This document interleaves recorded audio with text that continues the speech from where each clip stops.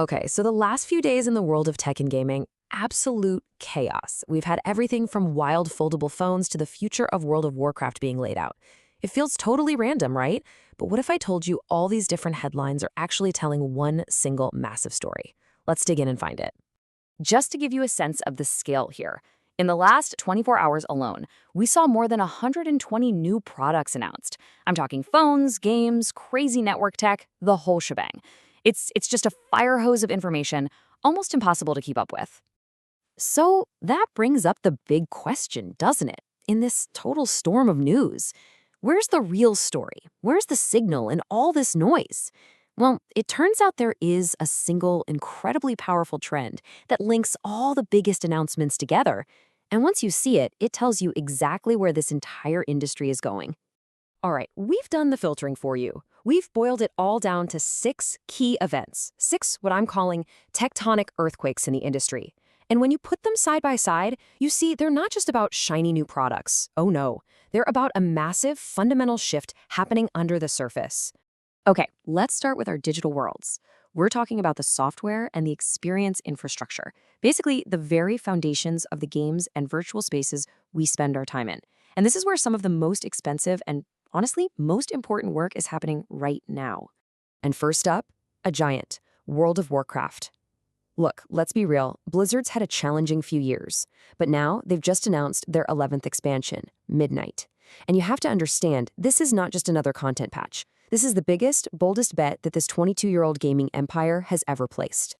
So what's the big headline feature? Something players have been begging for, literally for 2 decades, player housing. But here's the twist. The housing itself isn't the real story. The story is the infrastructure.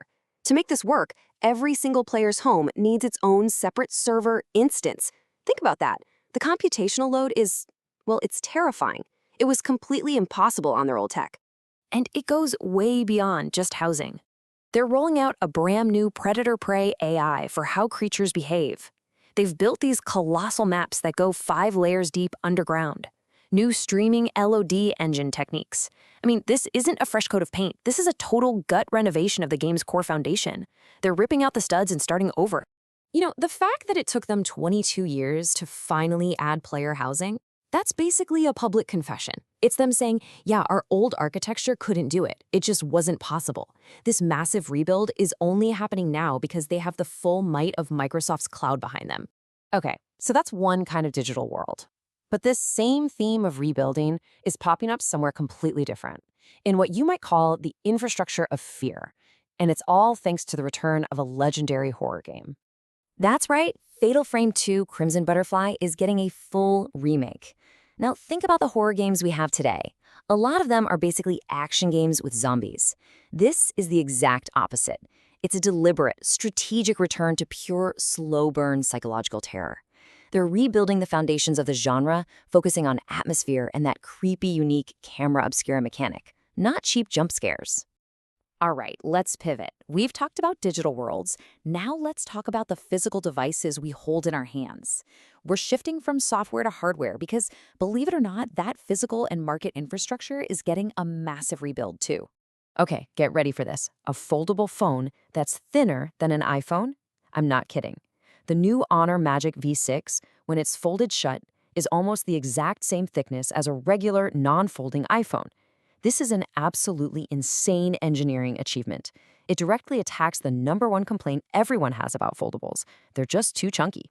But that's not even the craziest part. Here's the real bombshell. It is the first foldable ever to get an IP69 rating. Now, what does that mean?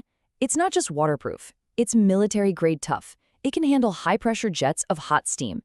This isn't just a phone anymore. This is hyper-engineering. They are literally rebuilding our expectations of what is mechanically possible for a consumer device. All right, staying with phones for a minute, let's talk about a different kind of assault. An assault on the market itself. For years, it's been the Apple-Samsung show. Well, Xiaomi is launching a full-scale attack to break that duopoly, and they are coming armed with a very, very powerful weapon. And that weapon? Its price. The upcoming Xiaomi 17 Ultra is expected to land at around $900. Now, compare that to a Galaxy Ultra or an iPhone Pro Max, which are hitting $1,200, $1,300. This isn't just a discount. This is unprecedented pricing pressure aimed right at the heart of the premium market. So how do they justify playing in that premium space? They've brought in the big guns, Leica. And this is huge. For the first time ever, the legendary 110-year-old camera company is putting its full original Light's name on a Chinese product. This is so much more than a marketing gimmick. This is Xiaomi fundamentally rebuilding its brand infrastructure, buying the kind of professional credibility that you just can't get from ads. So we've covered software and we've covered hardware. Now let's zoom out and look at the invisible stuff, the threads that tie the entire industry together. We're talking about the network and the community infrastructure that everything else relies on. For as long as we've had them, our cell networks have basically been dumb pipes. They just move data from point A to point B. That's it. Well, NVIDIA's new AI RAN tech is about to flip that on its head. It literally puts an AI brain on the cell tower itself. This lets the network manage itself in real time to do things that were science fiction before, like guarantee sub-1 millisecond latency. This isn't an upgrade. It's a complete teardown and rebuild of how our communication infrastructure works. And last but not least, let's talk about the human element. The Game Developers Conference, GDC, the biggest event of its kind, is having to transform itself just to survive. The industry is facing massive layoffs, the huge disruption of AI, and GDC's solution is to stop being a stuffy old conference and become more of a festival. They're rebuilding their entire structure to pull developers, players, and investors all into the same room. And what's the symbol of this new direction?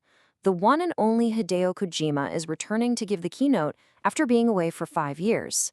Having him back is a massive signal. It's a statement about the rebirth of the industry's most important gathering. It's a rebuild of the community itself. Okay, let's pull it all together.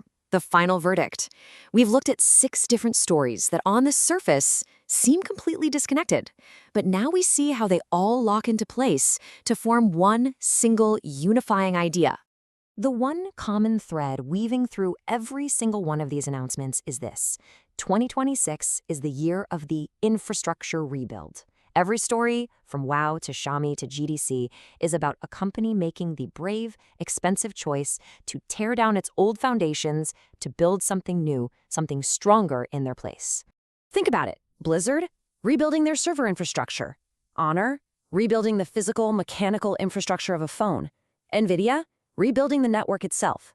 Xiaomi, rebuilding its brand infrastructure. GDC, rebuilding community infrastructure. And yes, even Fatal Frame is rebuilding the very infrastructure of its genre. It is happening everywhere you look. And that brings us to the final, crucial takeaway. In a market this chaotic and uncertain, just shipping a new product, a new thing, is no longer enough. The real power, the people who will actually own the future, are the ones who aren't just building new houses. They're the ones brave enough to rebuild the very ground that everything else stands on. They're not tenants. They're the architects.